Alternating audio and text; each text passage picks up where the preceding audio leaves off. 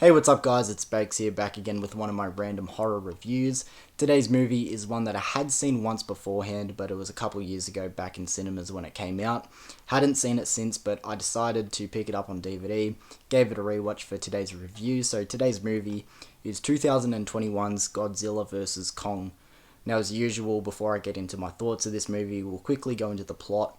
So this movie starts off with Kong. He's essentially our main character in this movie, and he is isolated on Skull Island. They've sort of built this big dome around him to keep him in one spot, and all these scientists are sort of studying him. The main one is played by Rebecca Hall, and then she is approached by this other scientist played by Alexander Skarsgård, and he pretty much says, hey, I think I've discovered Hollow Earth, and I think it's where all the monsters are from, including Kong. I'm hoping that we can borrow Kong and he can lead us there to Hollow Earth and we can check it out. They come to an agreement, and that's what they do. They set off with Kong to find Hollow Earth. Meanwhile, on the globe, as you know, Godzilla, he's sort of an on-again, off-again villain and hero. He's sort of in his villain phase at the moment, and he's gone back to attacking cities, and people aren't really sure why. It turns out there's something a little bit shady going on, and that's the reason why Godzilla's gone back to attacking cities and whatever. But eventually, the two Mega Titans come head to head, and they sort of face off with each other, and that's where we get Godzilla vs. Kong, obviously. So let's get into my thoughts of 2021's Godzilla vs. Kong. Now, where I want to start with this movie is with my boy Kong, because I genuinely fucking love Kong in this movie. Now, don't get me wrong, we've had so many depictions of King Kong and his story through the thousands of years of cinema, and he's always been a really likable monster, and it's arguable if you even call him a monster, because all he wants is to be at peace on Skull Island and no one fucking with him, but of course the humans go there and just ruin shit for him. So he's always been a really likable movie monster, but I fucking love him in this movie. As I said, he's sort of depicted as our main character in this movie. We're following him for majority of this film's runtime, and he's conveyed with a lot of emotion, and you're really meant to be rooting for him. He's sort of painted as the underdog. But as I said, you also really feel for him. All he wants is peace and to be at home on Skull Island and no one fucking with him, but he keeps just getting forced to fight other monsters or sort of lead these scientists to Hollow Earth, which he wasn't fully on board with in the first place. But also, he ain't afraid to throw hands either, which I fucking love about Kong. As I said, he's sort of painted as the underdog, and everybody loves rooting for an underdog, so he's a really likable main monster to be following in this movie. But, as I said, although my love for Kong is unbeaten, I also really love how they handle Godzilla in this movie too, because nobody wants to fuck with Godzilla in this movie.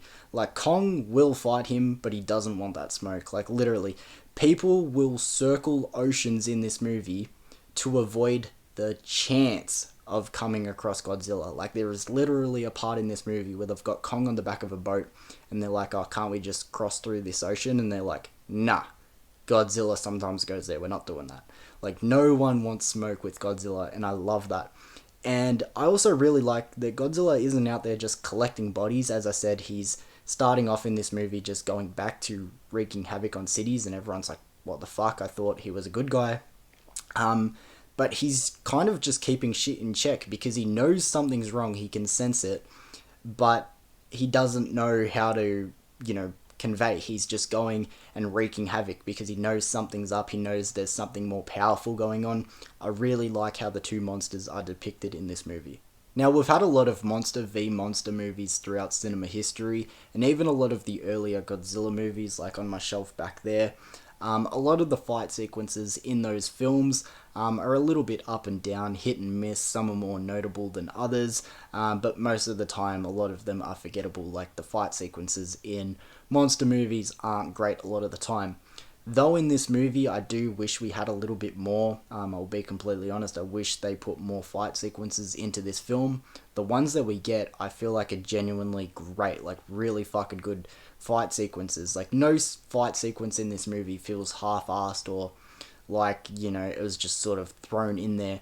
Like, it feels like so much time and energy went in to make the fight sequences as badass as possible. Like, you have two CGI Goliaths punching each other in the face, and I feel like the fight choreography is like fucking outstanding. Like, you can break down all the fights. Like, a lot of the earlier Godzilla movies, like I said before, are just two people in suits slapping each other in the face, and that's sort of all you get. And it's fun, it's kind of goofy, but in this one, it's like, oh my god, did you see when Kong treated that jet like a paper plane and exploded it on Godzilla's head, or like held his mouth open to use it as a laser beam, and Godzilla, like, you can really break down the fights, and as I said, I feel like they're really well done in this movie. Sort of continuing on with the earlier Godzilla movies, and the same can be said with this one as well, where a lot of them fault is by having too much human shit that just isn't interesting, or at least not as interesting as watching a giant monkey fight a radioactive dinosaur lizard. Like, the characters and performances in this movie are fine, but every time they just go on for that little bit too long, I'm like, oh my god, put Kong back on, just let him fucking cook. I get the human plot points are there to push the story along, because you can't have just straight up 90 minutes of two monsters punching each other in the face. As cool as the fight sequence, as I said, are in this movie, you do still need a story going on. But the Hollow Earth shit is just kind of whatever. It's kind of cool, but a lot less interesting than the peaks of the movie. Like, you got Kong floating through this Hollow Earth space, like touching space rocks, and I'm watching this fucking giant gorilla float through midair, and I'm like, oh, shouldn't he just be punching Godzilla in the face right now? Like, a lot of that just doesn't reach the peaks of what the movie can be. And the stuff sort of going on in Godzilla's storyline with Apex, again, is a fucking snooze fest until the final climax, where it turns into I won't spoil it, but a 2v1 monster battle. But again, as I said, the movie's biggest fault is what a lot of the earlier Godzilla movies have, and those Titan, monster movies have, and it's just too much human story plot points that just are a lot less entertaining than watching the two monsters actually fight. So as I get into my final thoughts of this movie now, surprise, surprise, the highlight of this movie is Godzilla and Kong. Watching these two monsters fight, as I said, the fight sequences are great.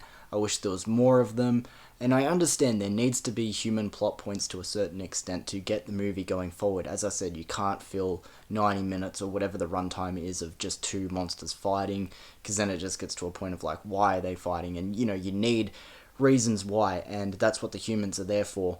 But as I said, the movie is honestly carried by Kong and Godzilla, and I love how they're both depicted in this movie. I'm really excited for the follow-up. I don't know when that's meant to come out. They released a teaser some time ago now, but I haven't heard too much on it since.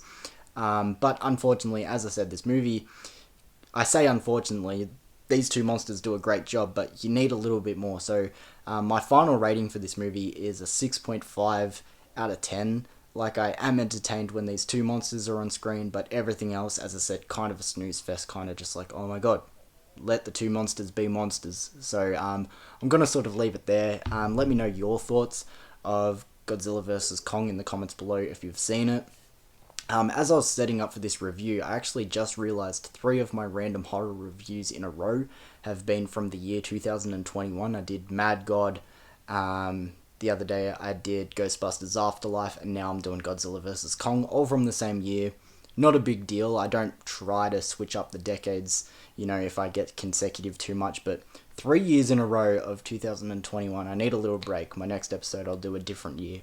Not a big deal, but I thought that was something that was interesting. I was like, no way these are all from the same year, what the fuck, but I'll change it up next time. But thank you for joining me for this episode, guys. As I said, let me know your thoughts of Godzilla vs. Kong. Again, I know it's not straight up horror either, a bit more action and sci-fi and whatever, but entertaining movie at least. So thank you for joining me, guys, and I'll see you for another video soon. Peace.